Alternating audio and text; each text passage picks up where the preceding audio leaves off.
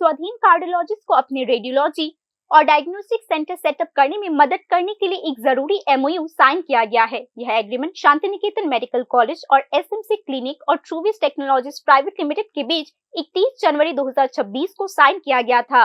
इस एमओयू का मकसद स्वाधीन कार्डियोलॉजिस्ट को गाइडेंस, मॉडर्न टेक्निकल कैपेबिलिटीज और स्पेशल डिस्काउंटेड पार्टनर रेट पर अलग अलग एडवांस मशीन खरीदने की सुविधा देकर मिलकर अपने रेडियोलॉजी और डायग्नोस्टिक सेंटर सेटअप करने में मदद करना है।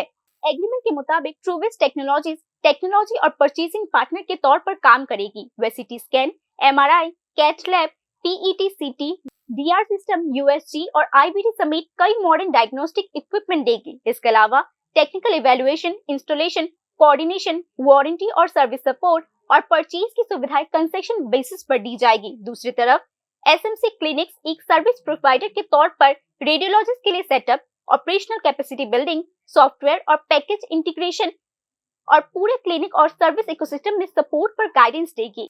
इस कोलैबोरेशन से एक 360 डिग्री सपोर्ट स्ट्रक्चर बनाया जाएगा, जिसमें प्रॉपर्टी चुनने और प्लेसमेंट की सलाह, स्टाफ रिक्रूटमेंट में मदद, मार्केटिंग सपोर्ट और जरूरी टेक्निकल इंटीग्रेशन सर्विस शामिल रहेगी।